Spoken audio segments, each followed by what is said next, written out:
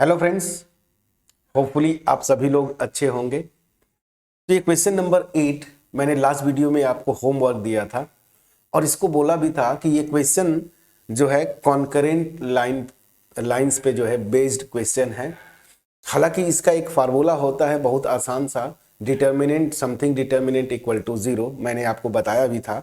But क्योंकि determinant आप पढ़े नहीं हैं तो आप फिर इसको दूसरे कैसे तरीके से कर सकते हैं। तो मैंने आपको लॉजिक बताया था कि तीनों लाइंस एक ही पॉइंट से पास करेंगी, तो किन्हीं टू लाइंस को सॉल्व करके ये P का कोऑर्डिनेट निकाल लीजिए और उसको जो है तीसरे लाइन पे सेटिस्फाई करवा दीजिए, तो P की वैल्यू निकल जाएगी।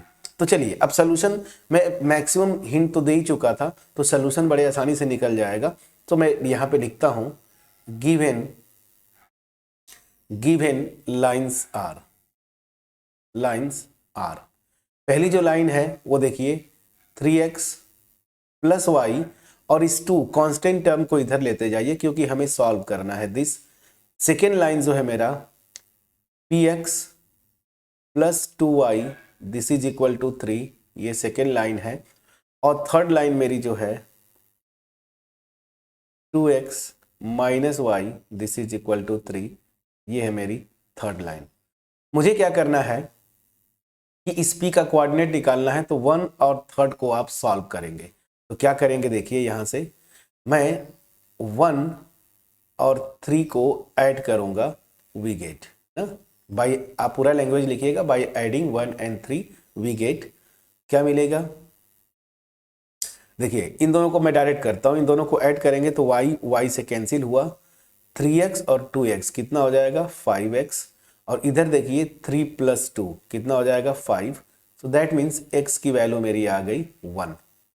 अब x की वैल्यू 1 आ गई, x की वैल्यू किसी भी इक्वेशन में रख दीजिए, मैं 1 में रखता हूं। सो फ्रॉम 1 x की वैल्यू 1 रखेंगे तो 3 इंटू 1 3 हो गया, plus y, this is equal to 2, तो यहां से y की वैल्यू मेरी जो आ गई -1। सो हमने क्या देखा, जो P मेरा पॉइंट है, मतलब इन यहां पे फिलहाल इन दोनों लाइन का जो पॉइंट ऑफ इंटरसेक्शन है उसका कोऑर्डिनेट किया हुआ 1, -1, प्लीज चेक करिएगा।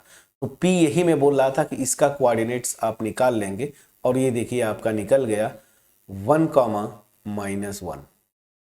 अब जो सेकेंड लाइन है ना, ये भी तो इसी पॉइंट से पास करेगी, तो बस सेटिस्फाई करवा दीजिए। तो since second line also passes through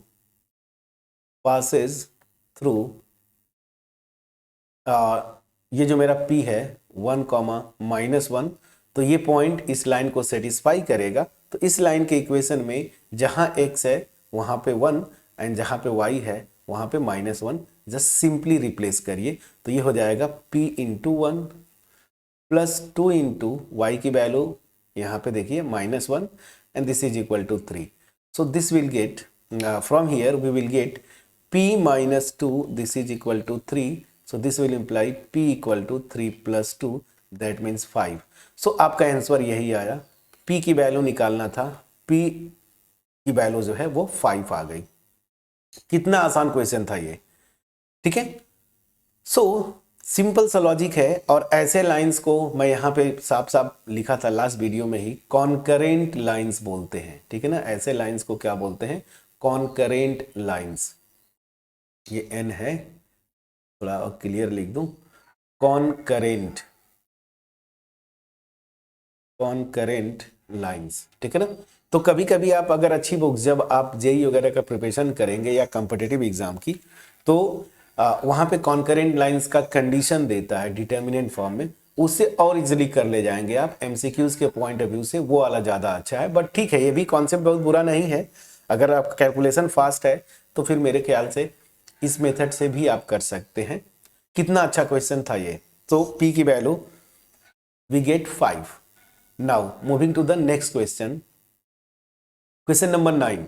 if 3 lines whose equations are this are concurrent, देखिए फिर वही से दे दिया, देखिए क्वेश्चन 9 में यही दे दिया, on concurrent then so that this, same condition आपको यूज करना है, सेम, ठीक है ना। क्या करेंगे, यहाँ से x और मतलब कोई भी दो इक्वेशंस लीजिए, वहाँ से आप क्या करिएगा, x पॉइंट ऑफ इंटरसेक्शन निकालिएगा और उस पॉइंट को थर्ड लाइन पे आप क्या करेंगे, रख के सेटिस्फाई करवा देंगे, तो आपका आंसर निकल जाएगा। तो ये भी एक आसान क्वेश्चन है, थोड़ा सा सिंप्लीफाई करिएगा, आपका आंसर आ जाएगा। तो इसको तो मैं एज अ होमवर्क भी छोड़ सकता हूं और मेरे ख्याल से इसका जरूरत भी नहीं पड़ेगा सॉल्व करने का।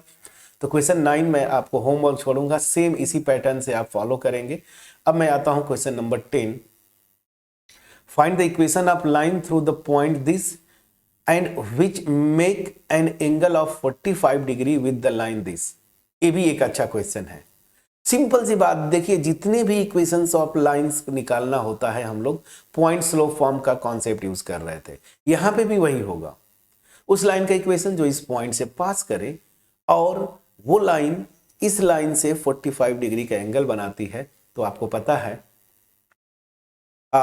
दो लाइंस जिनका स्लोप m1 एंड m2 है, then the angle theta between them, वहां से आप निकालते थे, याद करिए formula m1 minus m2 upon 1 plus m1 m2, उस फार्मूले से tan थीटा इक्वल टू, वहां से दूसरे लाइन का स्लोप मतलब रिक्वायर्ड लाइन का स्लोप आ जाएगा और वहां से m की 2 वैल्यूज आएंगी। क्यों? क्योंकि मॉडुलस इक्वेशन बनता है ना, तो दैट मीन्स आंसर में 2 लाइंस का इक्वेशन आना चाहिए, मतलब 2 इक्वेशंस आएंगे। आप ट्राई करिएगा, नहीं होगा बिल्कुल हम सॉल्व करेंगे। तो ये क्वेश्चन होमवर्क रहा, ठीक है। इस क्वेश्चन को आप ट्राई करिएगा 9th वाला, अगर नहीं होता है तो आप जरूर बोलेंगे, मैं उसको कोशिश करूंगा सॉल्व करने का। तो मिलते हैं नेक्स्ट वीडियो में, तब तक अपना ख्याल रखें, पढ़ाई करते रहें फ्रेंड्स। अगर कोई डाउट होगा इस क्वेश्चन में, मेरे ख्याल से नहीं होना चाहिए क्वेश्चन नंबर 8 में, तो आप प्लीज कमेंट सेक्शन में कमेंट ड्रॉप करेंगे।